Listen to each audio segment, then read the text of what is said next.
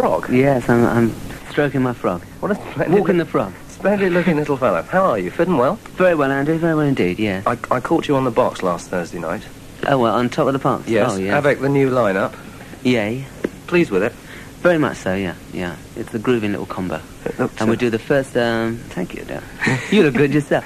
We do the first gig on Sunday. You do the first gig on Sunday? Yeah, at the Isle of Man. Right. So I'm doing ballrooms. I reckon I should get back to the kids now. These froggy things that you brought in, we're going to give away on the air. What I thought would be a nice idea, actually, is if we invite people to phone in a little bit later on. And if that's all right with you. Yes. And they can ask all sort of torturous and arduous questions.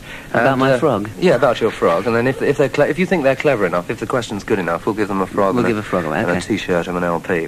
We'll play some music. A funky frog. He's going to play with his funky frog, and I'm going to play Pink Floyd.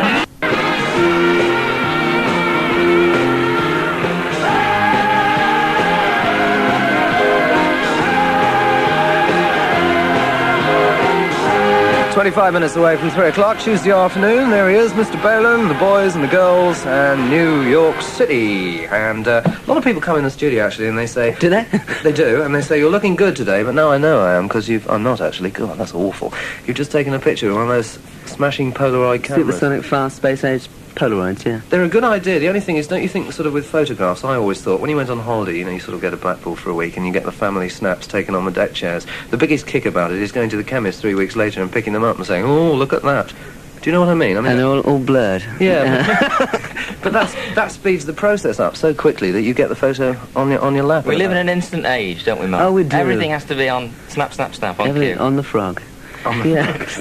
How did this frog thing come about? Now, what happened, I was, in fact, I was in New York City, just leaving David Berry, and crack of dawn, I was walking down Central Park, you know, which is just the big park there, and I saw this withered old lady with a frog in her hand, believe it or not, and I was too frightened to ask what she was up to with this rather large frog. And I thought, wow, a song, man. It's too good to be true, you know, so I stuck it in a song. It worked. Thank you. Goodness gracious. We've got frogs everywhere, actually. If you just joined us, let me remind you that a little bit later on in the proceedings, we'll open the phone lines up, and you can phone in and have a natter with Mark and ask him all sorts of questions. You said a bit earlier on, Mark, that you wanted to get back to the kids with your music. Now, what's it all about? Why are you doing Well, I haven't played live for 2 years in England, right? And I've decided, as opposed to doing the typical big concert tour with all the stink that goes with it and doing London dates. And so if I did a London date, you know, I mean... a lot of people have had it in for me for a long time at the press and things, quite understandably sometimes, right? But I've decided I'd rather literally bypass all that and just go and do ballrooms and play to the kids that buy the records. And bless them, they're buying the new one and I love it, you know. But I mean, I'd rather do that than have all the problems of, well, I get good reviews or bad reviews. I mean, the places are sold out, so that's all I really want to know. And I don't really care about the rest of it anymore. What about the groups at the moment that are most popular with the kids? Groups like the Rollers, for instance, who... I read an article that you wrote in The Sun, or was written on your behalf in The Sun some time ago, about a week ago, in fact. And you didn't exactly slag the Rollers, but you said that, well... No, I said I liked them, but I'd never heard their music, which is true. I've heard them play. But, I mean... they just do, you know, like four-season cover versions and, you know, I mean, I'm sure they've got some music in them somewhere, and, you know, it'd be interesting to hear that. But there's nothing wrong with them. I think they're quite cute, actually. Especially one on the left. No. I think Eric, I think... What you said, actually, was, well, if they like the Rollers, they're really going to like us, because we can play a bit. No, what I meant, no, what I meant, I don't, you know, I mean, the point is, don't forget, the Rollers in the situation I was in 1971. You know, and I'm still here now, you know. I wish them all the luck in the world, and I hope they can survive as long. You know, I'm sure they do as well. Looking back to that time, 1971, what was it? What was it like being a real idol? I don't know. Well, I mean, I've got mobbed coming in here, so I still am idol. I mean, well, no, it hasn't changed any. We nearly got killed doing Top of the Pops. About 1,000 kids. They nearly turned the car over and everything. So it's still going on. What is it you think you've got that they're after? No, I think they relate to, you know, there's a kind of identification thing. And, you know, you know what I've got. Don't tell them. God, what you've got. What you're really saying, Mark, is that really, basically, when you started, you made it on the strength of writing your own songs, which not everybody did. I mean, if we go back to the beginning of the 60s, everybody in this country, including the Beatles, were using American material. Yes, cover version. They were grabbing Motown material specifically and re-recording it and getting hits with it in this country. This went on for a long time, and then came in the British pop world the age of the songwriter, of which you were one. Now we seem to have reverted over the last couple of years, certainly in and one market to people using other people's songs. Do you think that's a good or bad thing? I think it's a healthy thing for some people. I think definitely it has reverted back. I mean, the Rollers and those kind of bands, it's gone back to other people, again, writing the songs, be it like Chin and Chapman kind of thing. And also, as you say, cover versions of well-tried songs. Like, I mean, obviously, any of those old Beach Boys songs would be hits, or something like that sound. If you did, I don't know, I played Curtis Lee, Pretty Angel Eyes, isn't it one? And I heard that, and I thought they should do that. I mean, that would be great if they did that. You know, there's so many old songs like that. It's very safe. You know, but I think as long as they have that attitude, it's a gas. Are you attracted by things that are safe, though, or do you like to strike new ground? I'm not talking about me. No, I mean you personally. What do you think about it? I think it has a boring edge to it, because, I mean, if something was a hit 10 years ago and it's still good, it's going to be a hit now. I mean, they could do I Want to Hold Your Hand, it'll be a hit. But anyone could do that. I could take any street group anywhere and produce that and get a hit record with it. I mean, I prefer to... I mean, if I can get away with a metal guru and a song about frogs, I mean, I think that's pretty outrageous, really. I mean, you know... But you didn't try doing that initially. I mean, to my mind, there were two phases of Marc Bolan. When you started, you were regarded as the freakiest of the freaky. Oh, yeah, sure. I mean, it was the Middle Earth thing in London, right. and all the really, really heavy progressive clubs. The underground thing. And then you moved, and you came round to writing the songs which made the money and became the hits. Yes. Was that deliberate? No, well, don't forget that Deborah was a hit in its own little way, and it was a hit again after. And that was pretty weird. I don't know. I think, I mean, I actually do music that I like, right? It just I wasn't equipped either musically or financially to do electronic music at that time, with the beginning of Tyrannosaurus Rex. But, I mean, I'm a rock and roller. I mean, I like rock and roll music. I like soul music. I mean, I like that kind of sound. So it's natural that I would kind of play that sound when I'm really given the chance in the studio. But I don't really think, will it sell or won't it sell? I love it when it does, because I like to think that a lot of people share my taste. Because I like all the records you play, for instance, so I know that if I play you a record and you didn't like it, I'd think, hey, you know, there's something wrong with it, you know. Until I heard a record you played, I mean, and I didn't like it. You know, stick it on you. You mentioned finances, Marc. Did you make an awful lot of money out of Tyrannosaurus Rex? Did I? No, not at all. Not at all. How are you fixed for bread now? I'm all right. Don't worry about me. I'm cool. Could you buy your own coffee? I think he wants a cheese roll, actually. We'll play some music while Finnegan and Gelsman and that one called Make the World Go Away. 15 minutes away from 3 o'clock. We'll open the phone lines now. The number is 228-6262. If you'd like to phone in, have a little chat with Marc Bolan here at Piccadilly Radio. And here's Amanda Barry with more. 14 away from 3 o'clock, and our phone lines are blocked already. That's a frightening experience, actually. Poor old Mr. Griffin went next door, touched one button, and the whole thing went whoomph. So we'll be talking to some people in a moment, just as soon as we got them lined up. Marc, any happy memories of Manchester? I vividly remember reading the music press about a dreadful experience you had getting out of Bellevue once, where they had to reverse a car into the back of Bellevue and you had to jump in it and rush. Do you remember that? Yeah, and I didn't make it, did I? Is that wrong? I got trampled to death. Yeah, Manchester was always a groovy place for us, because we used to play the Train Hall years ago, right? But, yeah, I mean, I'm looking forward to... We come back in November, by the way. Right, so, maybe you can compare it or something. I'll come along and compare it. That sounds like an interesting evening. Yeah. Introduce my frog. Introduce your frog. Don't forget these frogs, yes. We've got 5 frogs and 5 T-shirts and 5 LPs. One of the frogs seems to have some chewing gum on his head. Probably an affliction which Roger Finnegan has cast on him. You're an awful fellow, Finnegan. We say don't forget the frogs, but don't forget the guitar as well, of course. Marc Bolan's guitar will be given away a bit later in the programme. Tell us a bit of the history of this particular guitar, Marc. Yeah, this was... we must admit it's a smashed-up guitar. I mean, it's a guitar I had for... It's my first one, my first electric guitar. It's a white Stratocaster, 1951. It was a very valuable guitar once. And it took me 5 years, practically, to break it. And it's been smashed and kicked and whipped and exploded, right? And it's now in its final sort of death pangs. And I figured it'd be nice for some kid to have it who was really, you know, because it's been in all the pictures, man. It's me born to boogie guitar. You know? Not only has it been in all the pictures, but it's also got actual Marc Bolan blood on it, you tell me. Is there a story there? Yes. Well, what happened one day, I was playing and whipping it. So I did the end of the act, I was whipping it. And I gashed... Yes, I whipped the guitar when I sexually assault it. What on earth for? It gets my rugs off, man. Gets my frogs off. And I cut my hand on a tambourine while I was putting it up and down the neck, you know, like one does. And my hand gushed with blood all over the stage. And it went all over the guitar, nearly electrocuted me in the process. So it's all still on there. Everyone thought it was a great trick. Oh, they did, right. They went all applauded and I fainted, right? Very butch.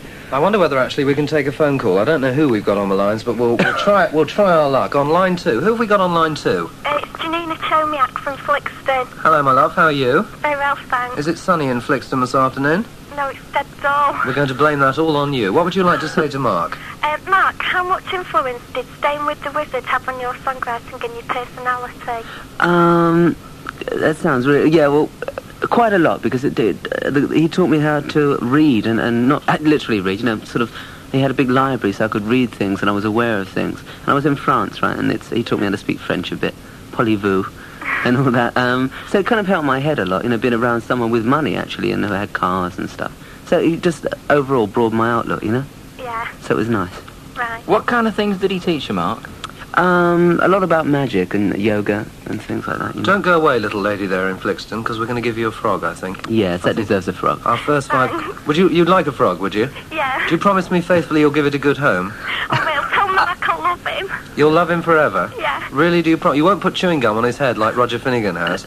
No. We won't send you the one that's had the chewing gum on his head. We'll send you another one, because the other one's recuperating at the moment. Thank you very much indeed for calling. If you'll hang on the line a moment, we'll get somebody next door to take down your address, and we will send a frog to you, courtesy of the GPO. They're very good at looking after frogs. It's like Christmas packages, so there's one on the way to you. On line 6, I'm told we have a gentleman called Stephen Wynne. Hello, Stephen. Hello. Where are you calling from? Chatterton. From Chatterton. Good Yeah. afternoon to you. What would you like to say to Mark? I used to live in Australia for a while, and we didn't used to get many of your records out there. Right. But when you went out there to do a tour, I went and saw you. Yeah. And my mum and dad told me that we'd be coming to England. Right. And I thought to myself, great, I'll be able to see them a real lot, because they're basically an English band. Right. And we came over here about 18 months ago. And you haven't seen me once, right? Yeah. And I haven't heard anything of you, really. So Yeah, no- what's been up? Yeah, I've been away for 18 months, actually. I had to leave for various reasons. Called tax, I think they call it. And I didn't put any records out for that, but I'm back now, so don't worry about it. Great. Will you be doing any tours? Yeah, we're coming here in November, but I think Isle of Man on Sunday. We do some seaside places. Yeah. But I'm doing a lot of telly now, and we will be definitely doing a 4-week tour through November, so you can come and see us there. Yeah. All right? Right. Bye. We'll send a frog to Chatterton. Right, that needs a frog, yeah. We'll send you a frog, so hang on and we'll get your address down. Ah, yes, we've got it all organised next door. Right. You mentioned tax evasion there, Mark. Interesting point. Interesting frog, yeah. Because I remember hearing about a guy called Michael Caine, who regularly spends several months, I think, I'm told this on good authority, out of the country for those same kind of reasons. Do you have difficulties justifying this to yourself? I mean, you think, well, No. I make my money here, maybe I should pay my taxes too? Well, no, because I do pay my taxes, believe me. It's just that when you've earned every single penny that you've got and it looks like it's all going to get taken away, and I don't actually earn that much money in England. Because I said we haven't worked here for a long time anyway. So, I mean, I think I've worked pretty hard for what I've got. And I like to keep it. I'd rather give it away to other people. But I do believe me, I do pay my taxes. There's a lot more to it just than that, actually. Okay. I wanted to, I like recording in Los Angeles as well. Yeah, tell us a bit about Los I'm not Angeles. going to answer that. Because you mentioned David Bowie a bit earlier. You've got quite a close association with David Bowie. Oh, we're haven't very you? close. We are close. Really. Tell us a bit about it. On the air. No, David and I were writing a lot together the last time I was over there. And we just like being together, really. I mean, I've known him for like 12 years. And we're very similar in many respects. We were on the first record label together. We had the same management for a point. We had the same producer, and we always used to hang about together. And basically, we write the same kind of songs, really. Weird. Just weird songs. That's what you got in common. Right, yeah. No, we just groove each other's vibes, man. What's his state of mind when you left him last? Because a lot of people are thinking, well, are we ever going to get the chance to see David Bowie again? David will be back. He's just doing this movie he's doing now, and he'll be back after that, I guess. We're talking about doing a concert together, like both acoustically, which might be nice. Let's play it in Manchester. Yeah, we'd do it here, right now. 8 minutes away from 3 o'clock, we're going to play you some music. Here's the lads that used to smash up guitars, drums, amplifiers, anything they could lay their hands on. This is your actual Who. And I can't explain. Roger Daltrey came up and did one of my last rock shows, Mark, and was among many people who've appeared on programmes various on Piccadilly who have moaned about the state of the business over here. Is it really that bad? I mean, you've just been talking very briefly about tax problem, which we all understand. But Roger was saying that it is extremely difficult to go on the road now, find a gig, get things organised. There's nowhere to play. This is the basic problem. And also, if the venues that are good are basically too small. I mean, because it costs certainly a couple of grand at least to put a show on, right? And you never make that much anyway. The most you make in England is about a grand, I would think. By the time you can spend that on roadies. But, I mean, you were mentioning earlier on the fact that you're going back to the ballrooms. Doesn't this automatically put you in a situation where thousands of people aren't going to be able to see you who would like to? Well, there's they most of all are bigger than the places. The Isle of Man one is 8,000. Oh, really? Oh, yeah, it's a big place. So, I mean, you know, that's all you can do. I mean, I won't make any money out of them, but I mean, the idea is not really to make money necessarily out of these, you know. We have a couple more callers. Very quickly, we'll take one. On line 4, we have a lady called Linda Lee, who's calling from Johnston. Hello, Linda. Hello. How are you? All right, thank you. Right, fire away with your question for Mark. Hello, Mark. Hello, darling. How are you? Very well, thanks. I would like to know why you changed your name from T.rex to Marc Bolan. I didn't. Didn't? No, it's still T.rex. On the new record, it says T.rex. Oh. There you go. Give her a frog. Right, gotta have a frog for that one. Don't have Marc Bolan. Well, a bit later, love, a bit later. What else you want to say to him, love? I think Linda is totally flabbergasted by the whole thing. Linda, thank you very much indeed for calling. There's a frog on the way to you. We'll move on to line 8, and Andrea Sharp is down in Ashton. Hello, Andrea. Hello, Andy. How are you? Fine, thank you. Your question, please. Yeah, I'd like to ask, earlier on you were talking about the early days when you were an idol in 71. I'd like to know how much credit you feel, if any, John Peel deserves for any of that. I always heard him playing your records as Tyrannosaurus Rex. Yeah, I don't think John had anything to do with my progress after 1970, but certainly in the early days, he helped me a lot, definitely. I think I helped him as well in terms of, we used to do gigs together, along with Fairport Convention at that time, and several bands like that. It was all very much a commune thing. So we all kind of helped each other, really. We used to go out and play for about 25 quid a night, you know, about 5 bands. Yeah. So, but I don't think, you know, he never played the electric records, and he still doesn't, I don't think. Yeah, I see. All right. Okay, Andrew? Thanks a lot. Thank you very much indeed. I think we'll take a record up to the news. It's them, those fellas we were talking about earlier on. This is the Rollers, new one. Roger Finnegan and myself in the studio. Having a good time. Good, I'm glad you're enjoying yourself. Mark, amongst the many things that I read about you over the years was the fact that when you were very young, you were quite a fashion innovator in the good old London Yes, I was days. king of the mods, wasn't I, when I was a little one? Does that sort of appeal to you still, that sort of image? Yeah, no, what it was, and I still believe in it as a philosophy, is that clothes should be something that helps you through the day, you know, that you put something on it helps your mind. You feel better for wearing it. And I think that's what clothes should do, you know, so if you feel down, if you put on a pink satin suit, you're going to feel really good, you know? And if you feel, you know, like you're depressed, you should wear a black suit, you know, with a white velvet collar. And this is But that's letting the clothes reflect your mood, really, isn't Yes, it? I mean, I- can a set of clothes actually change your mood? No, for I you? think, yes, I think they can, if you know you look good and feel right, and nothing worse than having a pair of trousers that look terrible, you know what I mean? Well, if you have a pair that are real tight around the bum and look dynamite, you know, you feel really good in them. If you got a nice bum, of course. Well, you do, so we don't have to worry, no? Yeah, you know, it's just, I think you should look, each individual human being is a work of art. And I think it's a beautiful thing, and they should look like it, whatever, you know, the fat, thin, green or white, you know. They should look good and feel good. I hear you're in the process of creating a new human being, actually. Yes, I've got a baby, haven't I? Just coming, on my birthday. 30th Well, of no, September. we should explain the situation. Not you. It's not me, actually, not but I me, think- actually, physically. No, Gloria Jones, who's in the group, is having my baby. Uh-huh. And I'm She's- still married to someone else. So think You're of not? that. Oh, I am. Mark, I'm surprised. Yes, isn't it? Us decadent pop stars, man, I tell you. Do you still believe in institutions like marriage? No, I don't. Not I at don't. all? Not in rock and roll. It doesn't work because you're away from people too much. You meet too many interesting people that take advantage of you. You know, in the nicest possible way, of course. So I think that one should have one's freedom at all times. If you're happy with someone continually, then it's a gas. But people change. You know, I live such a fast pace of life. You find that people change. So, and you know, my old lady changed. Do you think it was the pop industry that destroyed your other marriage? Well, partly, but not necessarily. It would have gone wrong anyway, I think. See, the thing about pop stars in particular is they live such a crazy life. You know, if you can't keep abreast of it, excuse me, if you can't keep along with it, you know, it doesn't really work out. I don't know why. It's very hard. I mean, there's been Ringo's left his old lady. I mean, a lot of people have this year. Sad, really. Mm-hmm. Is this going to be your first baby? Yeah. What are you That I going to know call of. it? Roland Bolan. And he's going to come on the road with me everywhere. Not homunculus. No. That'd be a good name for it, wouldn't it? You reckon, do you? Yeah. Get off my back, Homunculus man. Bolan. Dreadful fellow you are, And the Finnegan. all-night workers. Mark, have you ever wanted to be a disc jockey? After seeing this show, no, not really. No. Oh, isn't he rotten? No, I've done a little bit in the States, actually. I thought you might have done. Jockeying. Elton John came and did a rather splendid programme for us, but I've always thought, you know, listening to you doing interviews and things on television and radio, that you might fancy sort of being a DJ. Yeah, I don't mind it. It's quite fun. It can be fun, right? Well, we'll get you to introduce the next track in that case. Okay, well, this is a track from the Zitcon Boogie album, and it's called Solid Baby.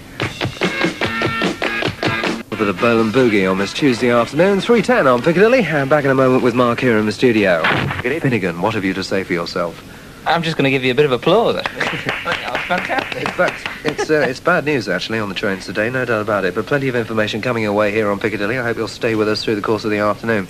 Mark, another thing I was going to ask you, actually, is that since Gloria's been with the band, you seem to have become very involved in soul music. Well, I always have been, actually, from a kid. It's the roots, isn't it? Yeah, really, very much so. I was always into the early Motown things, and, you know, really, just blues music in general. I was very into, like, Bessie Smith and Leadbelly and those people, Muddy Waters, you know. Yeah, because last time we met you were talking about it. I mean, do you think America in that way has had quite an influence on what you've been doing? 100%. On I think, basically black music in general. I mean, starting from Elvis Presley, Coffee and Arthur Crudup and all that stuff. Our whole attitude is totally influenced by American music, really. We don't, I'm not interested in English music, which is only like Morris dancing, isn't it, really? Are you interested in the English way of life? I mean, now that you've lived in America for a while, what attracts you to the American lifestyle? Nothing. That's Nothing why I'm over here. No, America's interesting. Los Angeles is great to work, but after 3 months it gets very boring. I like being in England. I love England. Is Los Angeles really the centre of America as far as you're concerned, where everything that's... It's the centre of the music industry, definitely, so that's, for me, what I'm into. What about the people that live in Los Angeles? What are they like? Two legs and hair, and they look just like everyone else. A few more details. In fact, there's more English rock people in America than there are in England at the moment, actually. It's a different way of life. It's very laid back in LA. It's very slower. Relaxed, interesting. Slow and relaxed, that's surprising. Yeah. New York is crazy. New York is really fast. LA is very, you put a call in at 11 in the morning, and by 4 in the afternoon you might get a reply, It's very laid back. Sounds desperate. 228-6262, if I may say very quickly, is the number if you'd like to phone in, have a chat with Mark, because we've still got loads of frogs hopping around all over the place. With or without chewing gum, we have two specialities this afternoon, according to how Mr. Finnegan is exercising his teeth. So there you are. If you'd like to phone in, 228-6262 is the number. We'll play you some music now from Mr. Frankie Valli, and this one's called Swearing to God, Frankie Valli's current single. Don't forget, we will, I promise you, keep you right up to date on the front with the Billy Radio, and Andy Peebles here with you until 5:30. We're going out on the phone lines again, so that people can have a chat with Mark. And on line 8, I do believe we have a lady by the name of Ronnie Thompson. Hello, Ronnie. Hi there. How are you? Oh, not too bad. Where are you situated at the moment? At home in Failsworth. I'm Fellsworth. That's what I wanted to know. I should have asked you which area you were calling from. What a twit I am. What would you like to ask Mark? Well, I just want to know what kind of gear he's using, like amplifiers and guitars and that. What I normally use is H&H amplifiers, which are like studio ones, and they're about 200 watts each, and the bass use those as well. And I'm using a Stratocaster, an old one, which was once Buddy Holly's, actually. Was it? Yeah, nice, isn't it? And I use a 9047 Les Paul, and also a Flying V, and a Firebird. Oh, it's nice when you've got a choice, isn't it? It's lovely, it really is, because if I break a string, I don't feel such a fool, Yeah. having changed my guitars. Yeah, my husband's got a 20th century Les Paul, but he's just got the one. He's not getting any more, at the price of costing. Yeah, no, really. What I do is that, what else have I got? I'm just trying to think. I use a synthesizer now on stage. Oh, yeah, you can get loads out of that, can't you? Oh, yeah, we get great sounds out of that. And I use, wah-wah pedal, and that's about it, really. Have you ever tried the custom amplifiers with a K? I've used them in America, yeah, we hired them once. They were all right, but I kept blowing them out. Because I play so loud. You're not supposed to blow them out. What? I blew mine out, I tell you. Hey, baby, I want to know how you know all this about equipment. Ronnie, what's your interest in amplification? My husband's a guitarist, so I'm lumbered with it. It's permanent in the house. Oh, I see. Have you got your baby amplified in the background at the moment? Yeah, but she's 2. Another solid baby. You can't slow them up, they're stuck with you for life. So your hubby's in the business, is he? Yes, he's in the business. Fantastic. Well, thanks very much indeed for calling, Ronnie. Nice of you to phone us. Right, thank Okay, you. bye for now. We're going to line 4 now, and we say hello to somebody called Nick Stockton. Hello, Nick. Hello. Hi, what would you like to ask Mark? Why did the old band break up?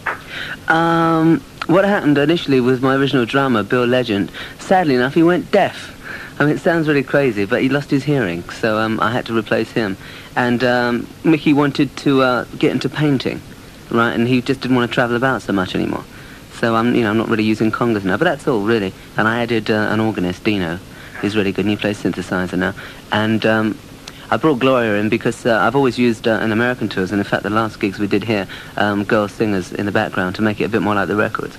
So we just use that as 2 vocals now, and that kind of brings us up. What else? Is it still Steve Curry on bass? Oh yeah, Steve's still with me, yeah. He's great, Steve. Good bass player. And that's basically it, really. But see, the thing is, when you're moving about so much, especially the way I do it, if I'm in the States or somewhere else, I just find any friends who are with me to record with, Makes it easier. Okay, thanks very much indeed for your call, Nick. Nice of you to phone in. I don't know whether we're going to send him a frog or not. I think we've got frogs all over the place in here. We'll see what we can do. Line 6, Jill Reed, who's down in Glossop. Hello, Jill. Hello. How are you? Fine, thanks. How are you? Very well indeed. Now fire away with your question to Mark. Okay, hello, Mark. Hello, love. How are you? Very well, thanks. Yeah. Have you ever had a frog in your throat while you're on the stage? It had to come. It had to come. Yes, I have, actually. I nearly choked once. Yeah. That was about... That's a very clever question, Well, Jill. I think you get a frog for that one. Oh, great. You get a frog for that. Yeah. How old are you, Jill? 17. How long have you been a fan of Mark's? Pardon? How long have you been a fan of Mark's? About 10 minutes ago. About 10 minutes. Beautiful, I love it. You got a convert. That's nice, isn't it? I like it. I like it. Thanks very much indeed for calling, Jill. Nice to have you on the programme. 3:23 on Piccadilly. Yeah, well, we're just about winding up now, so you've got a Right. great competition to finish it all off with. Tell us about it, Mark. Yeah, well, what we're going to do, I've got a guitar that I've had for a long, long time, the one we're talking about, and it's all sort of smashed up and sad looking now, but it's really an amazing guitar, and it's one I've used since 1970, really, and we're going to give it away.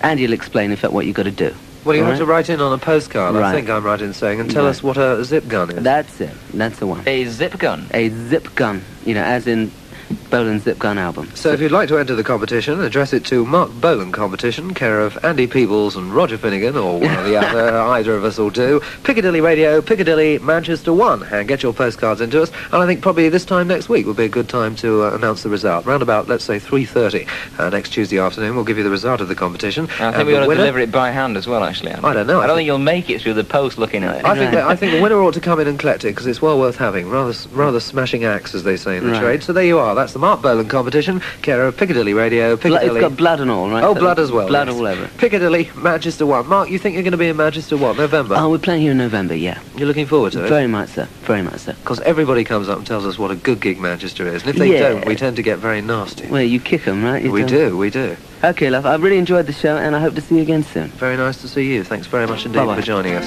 There we are.